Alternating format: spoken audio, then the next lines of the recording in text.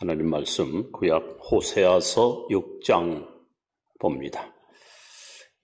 구약 성경 1260면입니다.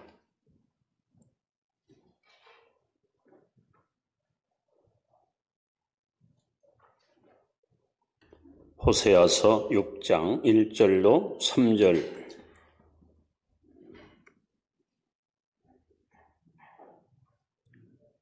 교독합니다. 오라 우리가 여호와께로 돌아가자. 여호와께서 우리를 찢으셨으나 도로 낫게 하실 것이요 우리를 치셨으나 싸매어 주실 것임이라.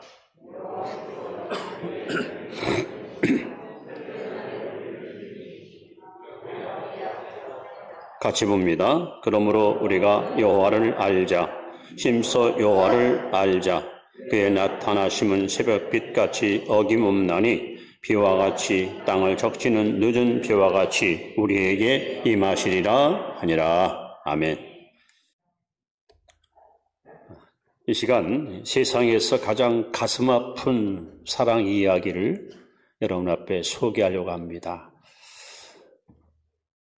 아마 이렇게 가슴 아픈 사랑했던 사람이 과연 누가 있을까?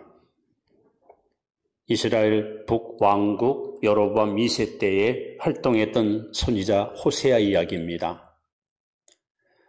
어느 날 느닷없이 하나님이 호세아를 부르십니다. 그리고 그에게 뜻밖에도 이렇게 말씀합니다. 호세아서 1장 2절 말씀입니다. 여호와께서 처음 호세아에게 말씀하실 때 여호와께서 호세아에게 이르시되 너는 가서 음란한 여자를 맞이하여 음란한 자식들을 낳으라. 얼마나 뜻밖의 하나님의 말씀입니다. 너는 가서 음란한 여자를 아내로 맞아서 음란한 자식을 낳으라는 거예요. 여러분, 세상에 이런 결혼이 어디 있습니까? 이런 엉터리 삶이 어디 있습니까? 사람은 누구나 꿈이 있고 행복을 그리고 사는데 왜 하필이면 허구 많은 여자 중에 창녀와 같이 더럽고 추한 음란한 여자를 아내로 맞이하고 또 자식을 낳아도 음란하고 방탕하고 쓸모없는 자식을 낳으라고 하나님 명하셨습니까? 근데 호세아는 아무런 변명도 대꾸도 하지 않고 하나님 말씀에 순종해서 고멜이라는 음란한 여자랑 결혼을 합니다. 그럼 이 여자 입장에서는 나같이 더럽고 추한 여자를 아내로 맞아주는 남자가 얼마나 고맙습니까? 그러면은 집안 살림 잘하면서 남편을 잘 섬기며 또 자녀를 잘 키우는 것이 아내가 할 몫이 아닙니까? 아이를 하나 낳더니만 바람이 나서 집을 뛰쳐나갔습니다. 아내를 찾아서 겨우 만났더니 남사만게 배가 불러가지고 누구 자식인지 모르게 임신을 하고 있습니다. 그래서 또 둘째 아이를 출산을 합니다. 여기까지는 여러분 용서할 수 있지만 또 뛰쳐나가서 어떤 못된 남자랑 살다가 결국 그 남자한테 철저히 이용을 당하고 끝내는 노예로 팔려가 노예 시장에서 매매를 당하고 있습니다. 이 소식을 접한 호세아는 그 아내를 또 찾아서 노예시장을 가서 거금을 주고 그 아내를 또 돈 주고 집으로 데려옵니다. 얼마나 가슴 아픈 사랑입니까? 이것은 하나님이 이스라엘 민족을 이렇게 사랑했지만 이스라엘 백성들이 사치와 허영에 눈이 어둡고 도덕적으로 또 영적으로 타락하여 하나님보다는 우상을 숭배하고 하나님보다는 이방 나라를 더 의지하는 이 당시의 추악한 죄악상을 하나님이 호세아의 결혼을 통해서 실물 교육을 시켰던 것입니다. 근데 하나님은 이 호세아가 단 한 번도 아내가 부정을 저지르고 못된 짓을 저질러도 탓하거나 나무라거나 꾸짖지 않습니다. 그 허물을 덮어주고 사랑으로 보듬어주고 또 사랑으로 받아줍니다. 오늘 본문에 보시면 오라 우리가 여호와께로 돌아가자. 여호와께서 우리를 찢으셨으나 도로 낫게 하실 것이요 우리를 치셨으나 따랍시다. 싸매어 주실 것임이라. 하나님은 어떤 분이십니까? 우리가 죄짓고 방탕하고 하나님의 뜻을 거스르고 살아도 우리를 단절시키고 버리고 우리를 내치는 것이 아니라 오히려 우리를 싸매주시고 의료해주시고 격려해주시는 분이 하나님이십니다. 그래서 이 호세아서는 구약의 가장 위대한 사랑의 스토리를 우리에게 보여주는 메시지를 담고 있는데, 오늘 저는 이 말씀을 보면서 세상에 상처를 안고 사는 고멜이라는 여자보다도 그 상처받은 여자를 항상 받아주고 끌어안는 호세아의 마음은 얼마나 힘들었을까. 어쩌면 제가, 어쩌면 여러분들이 상처받고 사는 게 아니라 우리는 날마다 하나님을 상처를 주고 살아요. 하나님을 가슴 아프게 만들고 하나님의 마음을 힘들게 하고, 근데 하나님은 그런 우리를 또 싸매주시고 또 우리를 받아주시고 또 우리를 용납해 주시는 이런 자비와 긍휼의 하나님이 바로 우리 하나님이십니다. 그래서 오늘 싸매주신 하나님에 대해서 여러분 소개하는데, 첫 번째 우리가 배워야 될 교훈이 뭔가? 상처를 안고 사는 인생에 대해서 말씀드립니다. 여러분, 사람은 한 사람도 빠짐없이 누구든지 다 상처 혹은 아픔 혹은 고통을 안고 살아갑니다. 왜 이런 일이 우리에게 찾아왔을까요? 로마서 5장 12절에 보시면 한 사람이 범죄함으로 모든 사람이 죄인 되었다. 이게 무슨 말씀입니까? 아담이 하나님 앞에 범죄함으로 아담의 후손인 온 인류가 하나님 앞에 동일한 죄인 되고 말았습니다. 본래 하나님이 사람을 창조할 때 창세기 1장 26절 28절에 보시면 우리의 형상대로 우리의 모양대로 하나님 우리를 지으셨습니다. 생육하고 번성하며 땅에 충만하라고 복을 주었습니다. 만물을 다스리고 통치하라고 우리에게 권세를 주었습니다. 그야말로 우리 인간은 하나님 형상과 모양대로 지음받은 존귀한 자들이었습니다.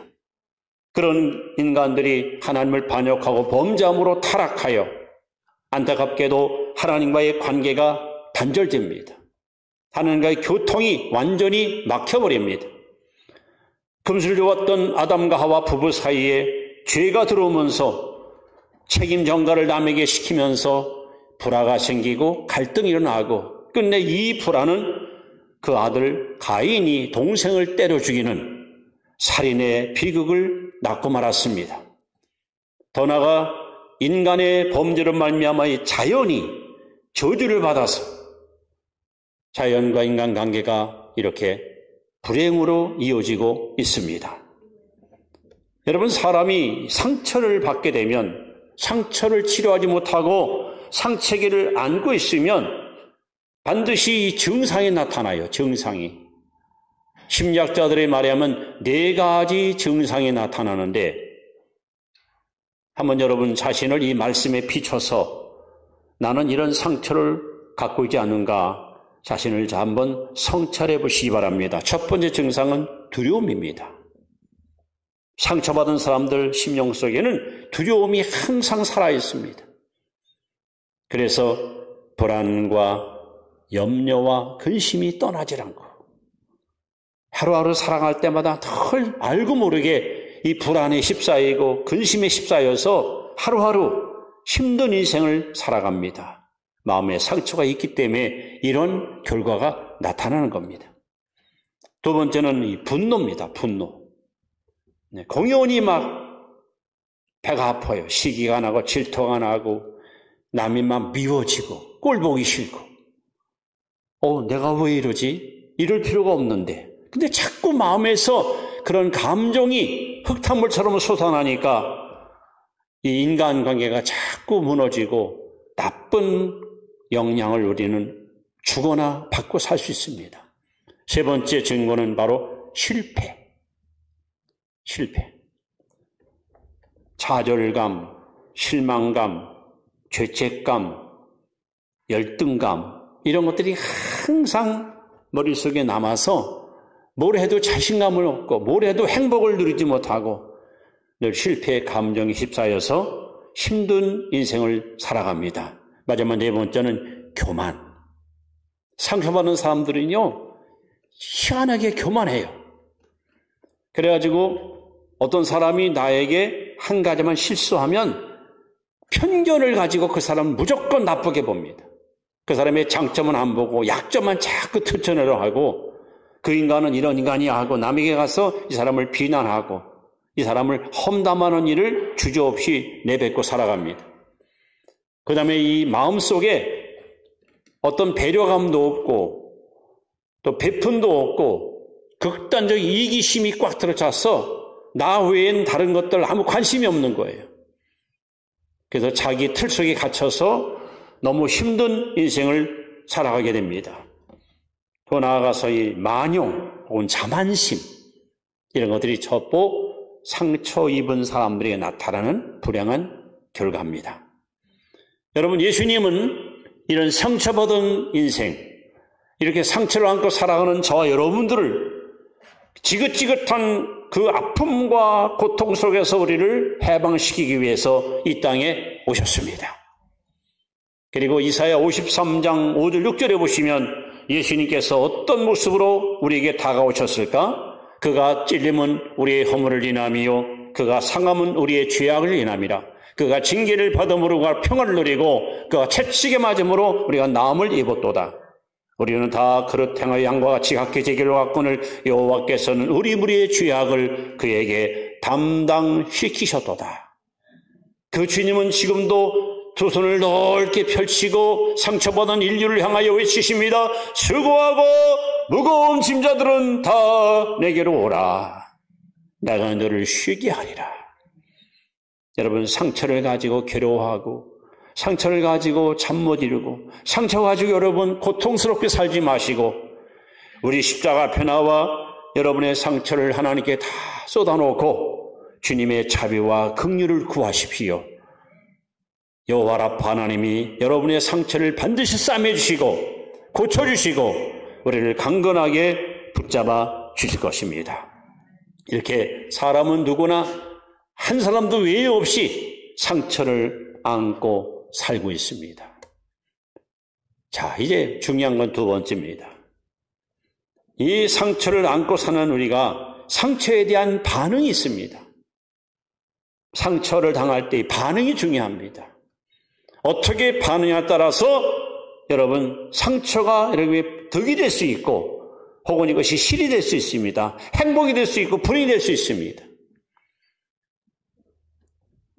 성경에 보시면은 이 상처를 받은 사람 가운데 세 가지 반응이 나타나고 있습니다. 첫 번째 반응은 부정적인 반응입니다. 부정적인 반응.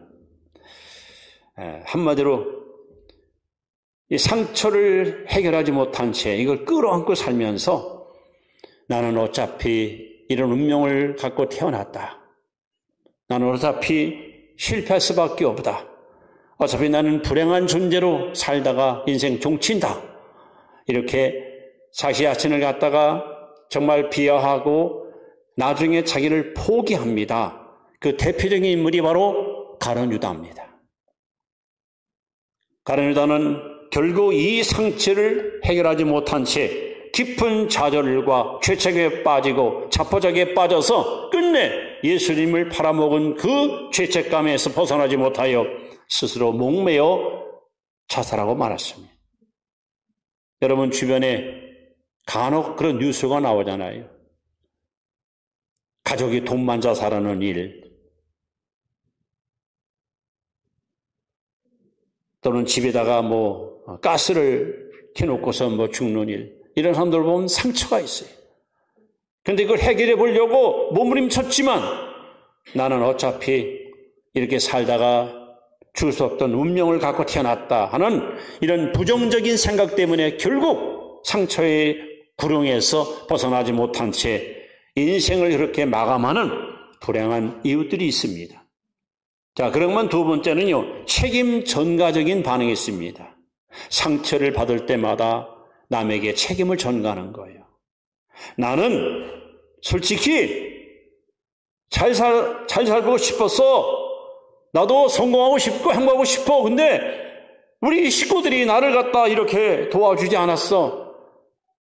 당신이 나에게 이렇게 상처를 얻기 때문에 내가 이렇게 쓰러지고 넘어지는 거야. 이렇게 자꾸 남에게 책임을 전가하는 거예요. 바로 이들은 광야의 이스라엘 백성들입니다. 여러분, 이스라엘 백성들은 하나님의 엄청난 은혜를 입었잖아요. 노예 생활에서 하나님이 기적적으로 해방을 시키고 홍해를 갈라 길을 내시고 40년 동안 만나를 먹이시고 옷이 해지지 않게 하시고 발이 부르지 않게 하시고 얼마나 하나님께서 눈동같이 그들을 지키고 보호해 주었습니까? 그러나 그들은 광야길을 가다가 조금만 힘들고 조금만 어려우면 계속해서 너 때문에 모세야, 너 때문에 우리가 고생한다, 너 때문에 우리가 힘들다, 남에게 책임을 막 전가시키는 거예요. 이것은 이미 창세기 3장에 하나님이 아담에게 찾아와서 왜 선악과 먹었느냐 할 때에 아담이가 처음으로 시도했던 거예요. 하나님이 주셔서 이 여자가 먹어서 먹었습니다 하고 자기의 잘못된 책임을 아내에게다가 전가시키는 거예요. 여러분, 이것은 결코 해결이 나오질 않습니다. 여러분이 불행하고 힘들 때 남에게 탓하지 마세요. 당신 때문에 내가 이렇게 불행이었다. 당신 때문에 내가 마음이 아프다. 당신 때문에 내가 눈물을 흘리고 산다. 남에게 책임 전가하는 것은 결코 바람직한 해결책이 아닙니다. 그러면 성경에 나오는 가장 우리가 본받아야 될 상처를 극복했던 세 번째 반응이 뭔가? 바로 긍정적인 반응입니다. 누가 우리에게 본이 됐을까요? 욥입니다. 욥.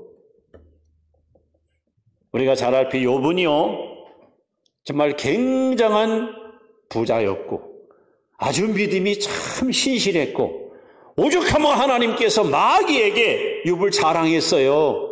저와 같이 순전하고 정직하며 악에서 떠나 나를 경외하는 자가 세상에 없도다.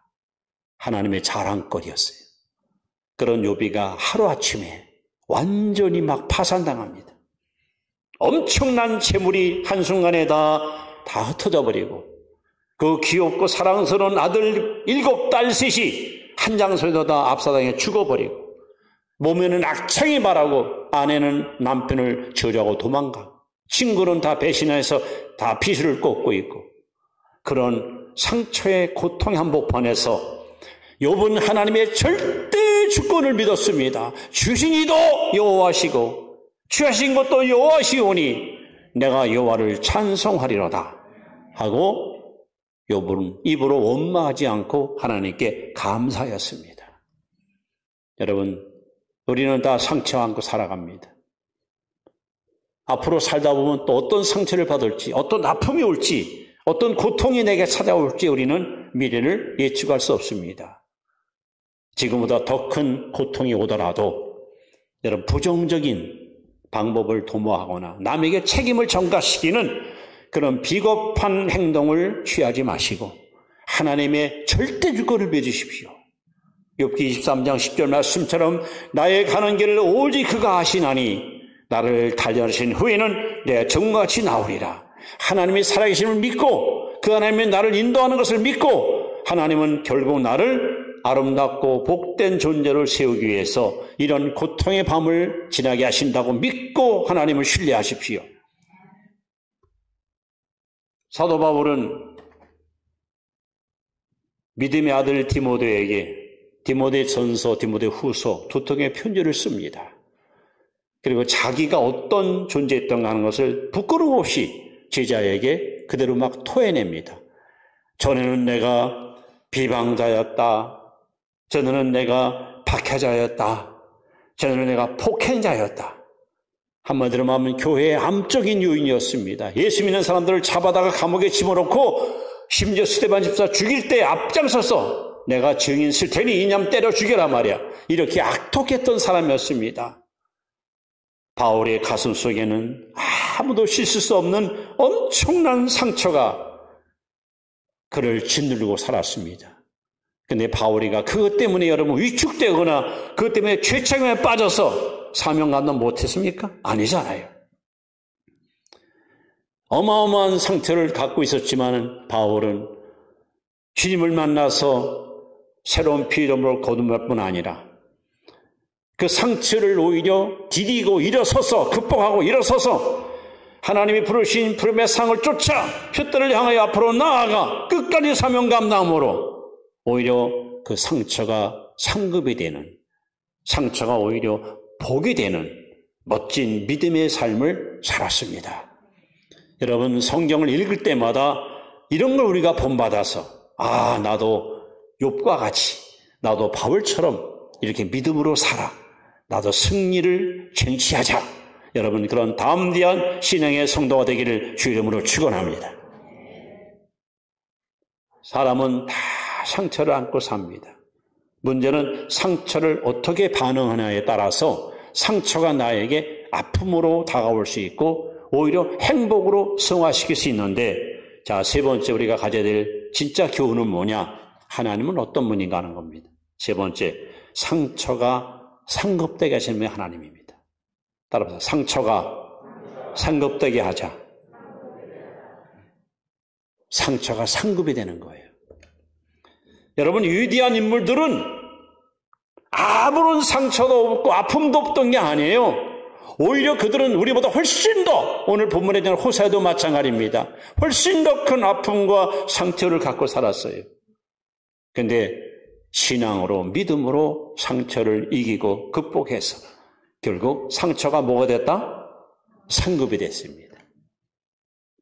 저는 대표적인 인물 한 사람을 소개하는데 여러분도 아마 좋아하실 거예요. 성이 요시고 이름이 셉이야. 요셉. 참, 여러분, 요셉은 태어나서부터 상처를 너무 많이 받았어요. 태어나서 보니까 한마디로 헷갈리는 거야. 엄마가 넷이야. 엄마가 넷이야. 그리고 형들이 열인데, 열이 형인데 다 배다른 형제들이야. 이보 형제들. 요셉은 어려서부터 아주 그냥 민감한 청소년 시절 때가 17살까지 형들에게 단 한 번도 칭찬을 받거나 격려를 받거나 위로받은 적이 한 번도 없었어요. 성경에 뭐라 써있냐면은 이 형들의 언사에 불평이 심하더라. 항상 요셉을 미워하고 증오하고 저 새끼 저런 게 왜 태어나가지고 말이야. 이런 식으로 요셉을 철저하게 여러분 따돌렸습니다. 그러던 요셉이가 17살 때 꿈을 꿨지요. 너무 신비한 꿈을 꿨어요. 그래서 요셉이가 형들한테 형 내가 꿈을 꿨는데 꿈 얘기를 하니까 형들이 그냥 더 화를 내면서 야 이놈아, 그럼 해와 달과 별이 너한테 절했다는 것은 아버지 엄마 우리가 다 너한테 엎드린다는 말이냐? 이 새끼 이거 그냥 둬서 안 되겠구나. 급기야는 형들이 요셉을 매장시키려고 구덩이에다 집어쳐놓습니다. 다행히 큰형 루벤에 의해서 목숨만은 살렸습니다. 그랬더니 이번에 형들이 지나가는 아르바 상인한테 돈을 주고 노예로 팔아먹습니다. 17살 먹은 요셉 소년은 졸지에 애굽으로 노예로 팔려갑니다. 어려서부터 상처투성인데 더 큰 상처를 안고 이방 나라로 잡혀가서 허드렛 일을 하며 고통의 세월을 보냅니다. 그렇게 해서 10년 세월 보디발 집에서 정말 성실하게 주어진 임무를 잘 감당했는데 그 나이 28세 때 보디발 아내가 아름답고 미모가 뛰어난 요셉을 유혹합니다. 성경에 보면 날마다 눈짓하더라. 게다가 어느 날 결정적인 시간이 다가올 때 요셉을 자기 방으로 끌어들여서 나와 동침하자 하고 요셉에게 아주 노골적인 추파를 던질 때 요셉이가 내가 하나님 앞에 어찌 범죄합니까 하고 그 유혹을 뿌리치고 뛰쳐나갈 때 보디발 아내는 강간 미수음으로 요셉을 결국 고발하여 정치자 수용소 감옥에 감금당합니다. 2년이 넘도록 옥살이합니다. 태어나서부터 상처받은 요셉이 형들에게 의해서 노예로 팔려간 것도 가슴 아픈데 10년 세월 정직하게 성실하게 주인을 위해서 헌신했던 요셉에게 이게 왜 누명입니까? 강간 미수법이나니 나는 죄 안 짓고 산 것밖에 없는데 왜 내가 이렇게 억울하게 감옥에 들어가서 감옥 살아야 됩니까? 참으로 요셉의 생애는 상처로 얼룩진 그야말로 가슴 아픈 고통의 세월이었습니다. 자, 그런데 어떻게 요셉이가 이 상처를 이기고 디디고 일어서서 승리의 주인공이 됐을까요? 하나님이 바로 요셉의 상처를 어떻게 했을까? 싸매줬습니다. 요셉이가 비록 먼 나라 애굽으로 노예로 팔려갔지만 성경에 가장 많이 등장하는 단어가 이거예요. 여호와께서 요셉과 함께 하심에. 모든 것이 다 떠났지만 오직 한 분, 여호와 하나님만은 잠시도 요셉을 떠나거나 잠시도 당신의 눈동자를 요셉에서 떼지 아니하시고 늘 노예에 있을 때도 함께 하시고 감옥에 할 때도 함께 하시고 오늘 여러분에게도 이런 임마누엘 은총이 날마다 임하기를 축원합니다. 그래서 요셉은 이 상처가 상급됐는데 결국 30살에 애굽의 최상 총리가 되었어요. 그리고 요셉의 예언대로 7년 풍년이 왔고 흉년이 찾아오죠. 흉년 2년째 되는 해에 이 형들이 곡식을 사러 애굽에 왔다가 요셉은 알지만 그들은 요셉을 모르지요. 자, 요셉과 형들의 극적인 만남이 이어집니다. 여러분 창세기 45장에 보면은 저는 이 말씀을 볼 때마다 야, 정말 요셉은 정말 위대하다. 요셉이 형들에게 자기 정체를 신분을 밝힙니다. 형님들, 나 요셉이에요. 했더니 형들이 그냥 기겁을 하는 겁니다. 그냥. 이제 우리는 죽었다. 이제 우리는 죽었다. 하기야 뭐 요셉 명령 한마디면 뭐 형들은 그냥 형장에서 살아갈 수 있는 상황이었습니다. 그들이 머리를 숙이고 돌돌돌 떨어졌을 때 요셉이 한 유명한 말, 형님들, 내가 형님들을 해할까 봐 두려워하지 마시오. 나를 애굽으로 판 것은 형님들이 아니라 하나님이었어. 여러분 이게 어떻게 가능합니까?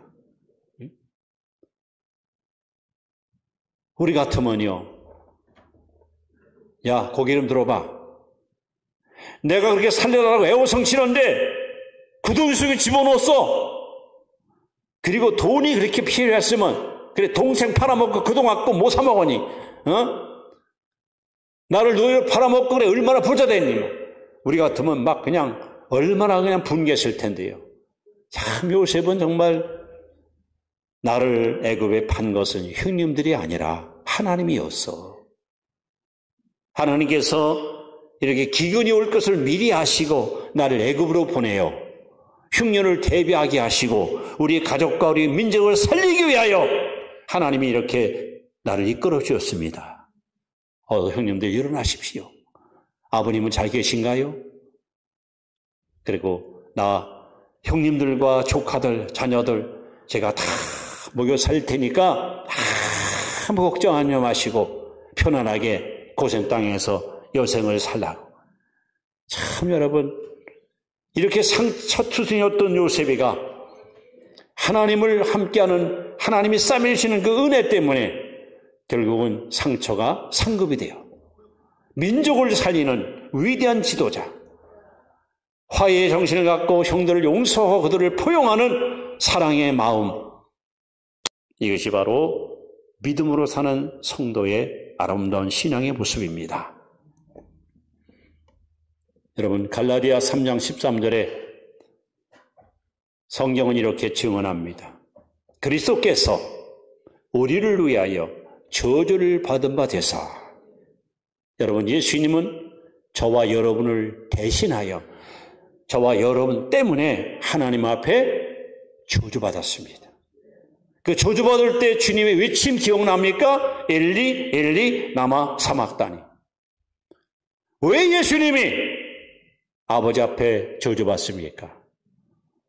왜 예수님이 하나님 앞에 버림받습니까? 마땅히 버림받을 자는 우리인데, 바로 우리 예수님께서 저와 여러분의 죄를 다 담당하시고 스스로 죄인이 되어서 하나님 앞에 저주를 스스로 자처합니다. 자처.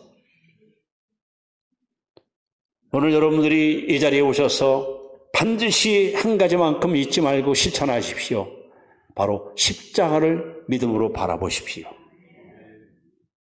이 십자가는 죄인이 매달려 죽어야 되는 형틀입니다. 아니, 저와 여러분이 죽어야 될 우리의 형벌의 현장입니다. 그런데 예수님께서 친히 나무에 달리사 우리 죄를 담당하셨습니다. 다시 말하면 하나님은 죄가 하나도 없는 당신의 동생자 예수보다 상처투성이, 허물투성이, 약점투성이, 온통 죄악을 얼룩진 여러분의 저를 사랑하셔서 내가 죽을 자리에 당신 아들 죽이고 우리를 살렸습니다. 이것이 하나님의 사랑입니다. 이 사랑을 여러분이 깨닫고 이 사랑을 우리가 발견할 때 여러분 안에 있는 모든 상처가 깨끗하게 치료가 됩니다. 오직 우리의 상처를 치료할 수 있는 유일한 것은 하나님의 사랑의 힘밖에 없습니다.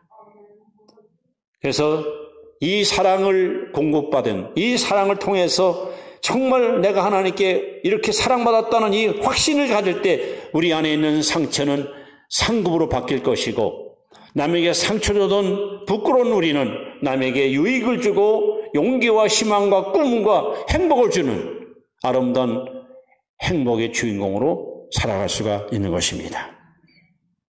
이제 여러분, 오늘 가슴 아픈 사랑, 음탄한 여자랑 결혼해서 음란한 자식을 낳으라는 이 말씀을 호세아는 순종하고 가슴 아픈 사랑을 합니다.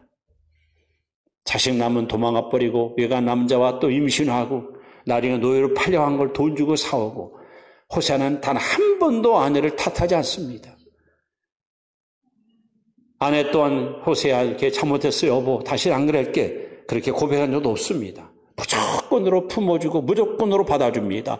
하나님이 저와 여러분들 이렇게 우리를 받아주시고 우리를 싸매주시고 우리를 용납하십니다. 그런데 우리는 매일매일 살아가면서 오히려 하나님 마음을 아프게 하고 하나님께 상처를 주고 살아가고 있지 않습니까?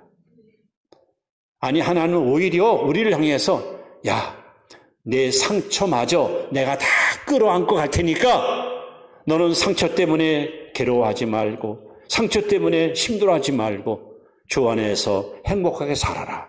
이것이 하나님의 배려와 사랑의 마음입니다.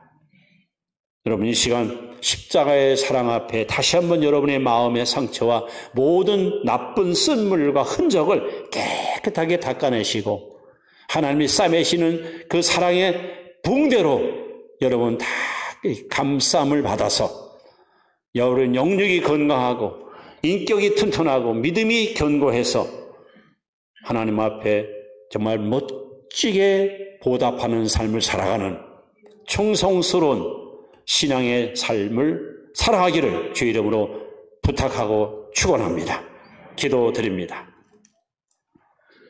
하나님, 우리 인생은 예의 없이 다 상처를 안고 살아갑니다.